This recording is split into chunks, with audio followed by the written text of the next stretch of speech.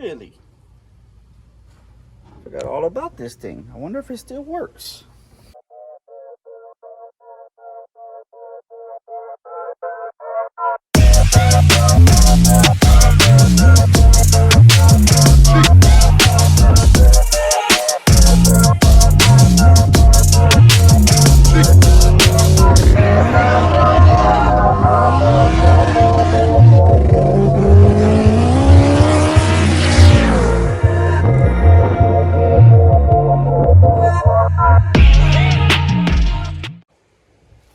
Today we're working on the all-wheel drive Integra RS, and I'm going to be removing the original B-Series mount so I could put the K-swap mounts in place.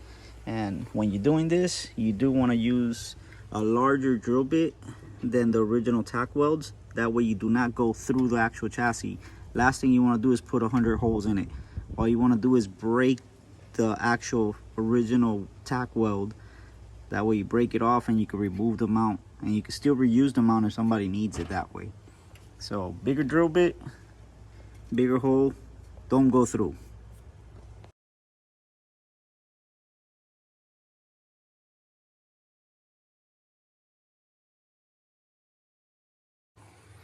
So after drilling it out, I finally got the mount off. As you can see, it's reusable. You can always reuse it, re-weld it on any chassis if anybody needs it. And I did primer it with some self-etching primer. That way it doesn't rust. And we go from there.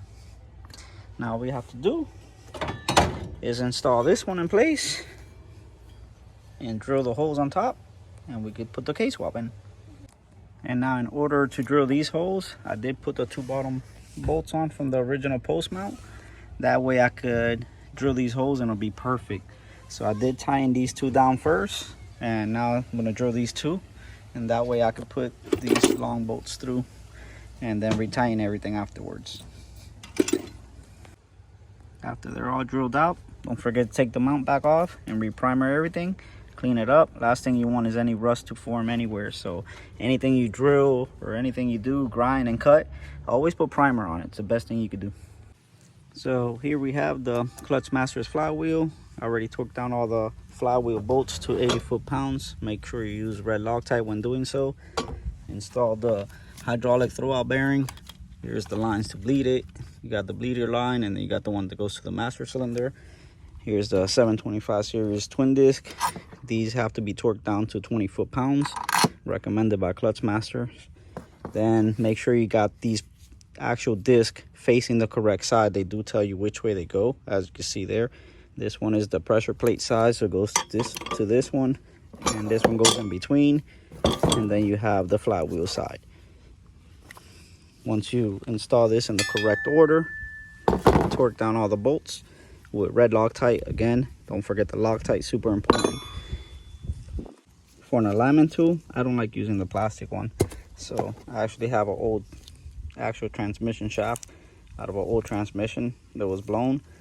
I mean, not everybody gets to have these, but this is the truest way to put on a clutch because it's going to mimic the original shaft. So if you could get your hands on one of these, would be awesome. That way when you're putting a clutch, you'll get the correct alignment. Again, make sure these got red Loctite. You barely see them. Make sure they're all screw in by hand. It's nice and smooth. You don't want nothing binding up. Once you use the actual shaft, make sure it goes in and out smooth. The smoother this goes in, the smoother the transmission is going to slide on, especially doing this by yourself, so it's a lot harder. So without help, make sure this is nice and smooth and it works properly. You can hit a little bit with the impact just to help you out. You're not torquing it though. Again, make sure this is always free before anything. And then you want to torque everything down to 20 pounds.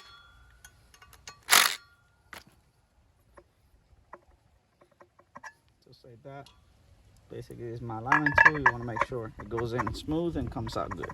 As long as this is smooth, the transmission will always go smooth. Number one key. Smooth clutch, smooth transmission. Now you want to torque everything down 20 foot-pounds. pounds. Make sure everything's torqued.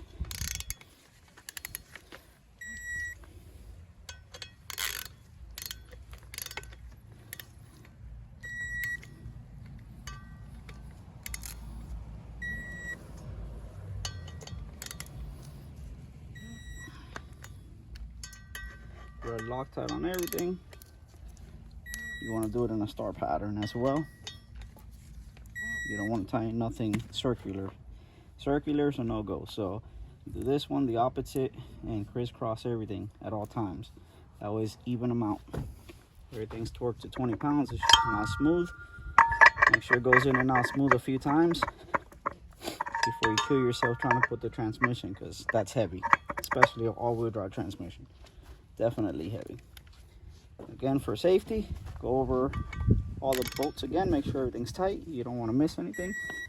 This is very important with all this money invested in a clutch. It's only 20 pounds, but double check everything every time. It's super important.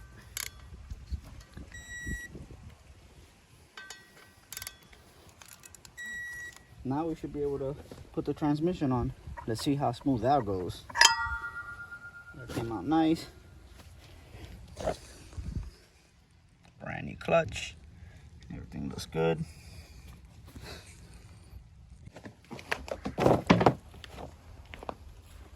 Alright, so now let's see if how smooth this is by using actual shaft instead of the plastic. Well, and I don't like these.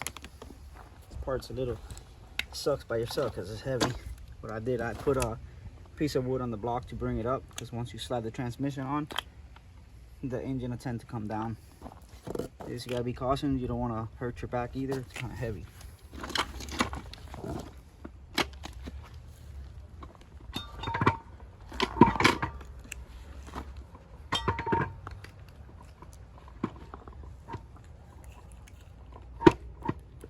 That one in pretty smooth. That's the wig on. And that's why I like using the metal original shaft out of a transmission to line up the clutch, because look how smooth it went.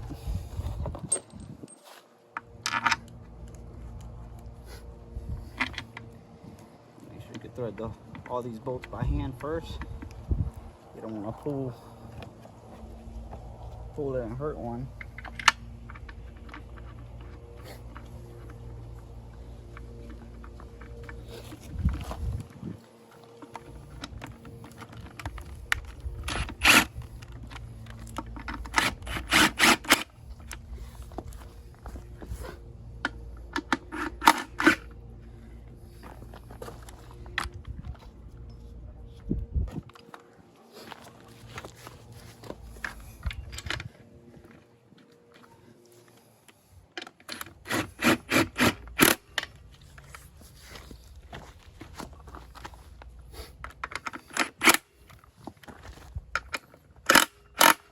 Do each bolt different. Don't try to force it. It's got to go in smooth.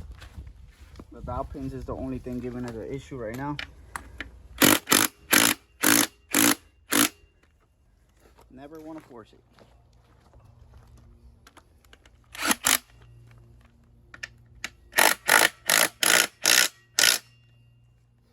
Make sure she seals nice and smooth at all times.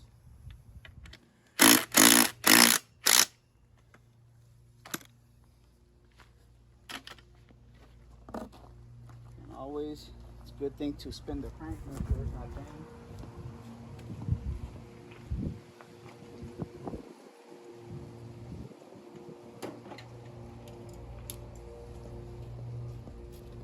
Always grab a 19, spin the crank. Make sure the transmission's not jammed up. She spins freely. Good to go. Transmission's on. Everything's ready. The bolt here, I didn't like how I was trying to thread in. Make sure it's not straight.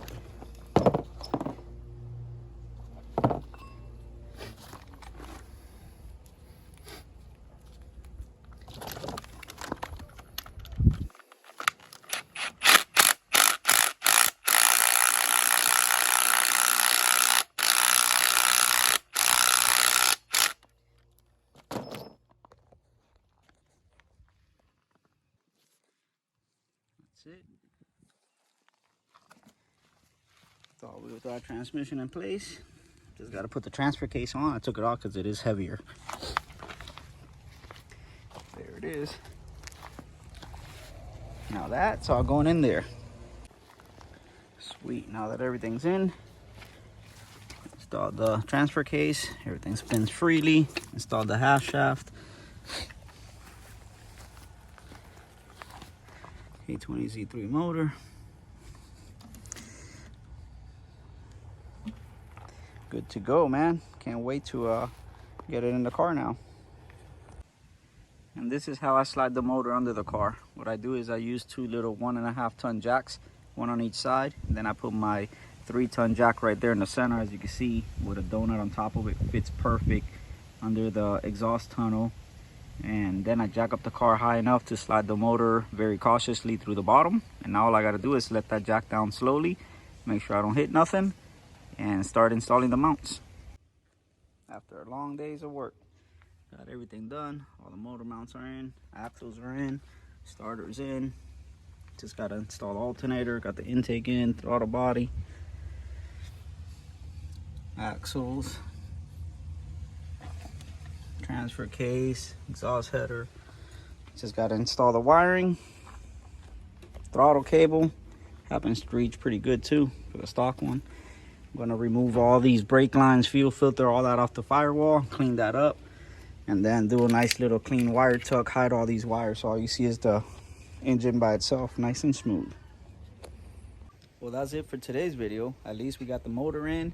All we have to do now is do the wire tuck, brake line tuck, eliminate all the crap in the background, but everything else is done so far. Just gotta wait on the engine harness and stuff like that to install it, clean it all up, make it look good, and hopefully get this thing started on the next episode. Hope you guys like what you see. Subscribe, share the video. See you next time.